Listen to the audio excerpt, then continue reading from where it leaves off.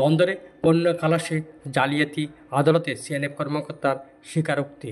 চট্টগ্রামে কাস্টমস জালিয়াতি মামলায় রাজীব দাস ওরফে লিটন নামে এক আসামি আদালতে স্বীকারোক্তিমূলক জবানবন্দি দিয়েছেন।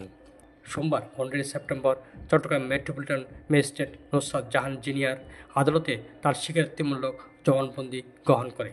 এর আগে রোববার 14 সেপ্টেম্বর নগরের আগ্রাবাদ বাণিজ্যিক এলাকা থেকে রাজীব দাসকে গ্রেপ্তার করে police bureau of investigation PBI কর্মকর্তা জানান, আসামি রাজীব দাস দীর্ঘদিন ধরে চট্টগ্রামের একটি সিএনএফ প্রতিষ্ঠানে জেটি সরকার হিসেবে কর্মরত ছিলেন। বন্দর থানায় রুজু হওয়া একটি মামলায় তদন্তে প্রাপ্ত আসামি হিসেবে তাকে গ্রেপ্তার করা হয়।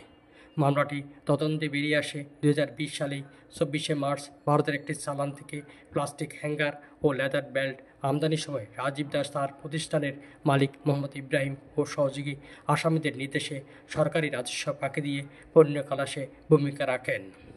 আইপি জালিয়াতির মাধ্যমে শুল্ক সুবিধা গ্রহণ করে তারা চট্টগ্রাম বন্দর থেকে পণ্য খালাস করেছিলেন। রাজীব দাস তখন বন্দরের রিলিজ অর্ডার, জেটি চালান, ট্রাক চালান সহ নথিপত্রে স্বাক্ষর দেন। পিবিআই চট্টগ্রাম মেট্রোর পরিদর্শক মর্জিনা আক্তার বলেন, পিবিআইয়ের হাতে গ্রেপ্তার হওয়ার পর জিজ্ঞাসাবাদে রাজীব দাস ঘটনার সঙ্গে জড়িত থাকার কথা স্বীকার করেন। তিনি জানান, মালিকের নির্দেশে পণ্য ডেলিভারির ডকুমেন্ট সহযোগী আসামি জসিমউদ্দিনের কাছে পৌঁছে দিতেন।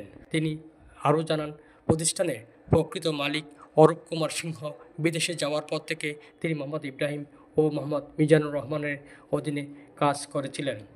আদালত আসামির জবানবন্দি গ্রহণের পর তাকে কারাগারে প্রেরণের নির্দেশ দেন।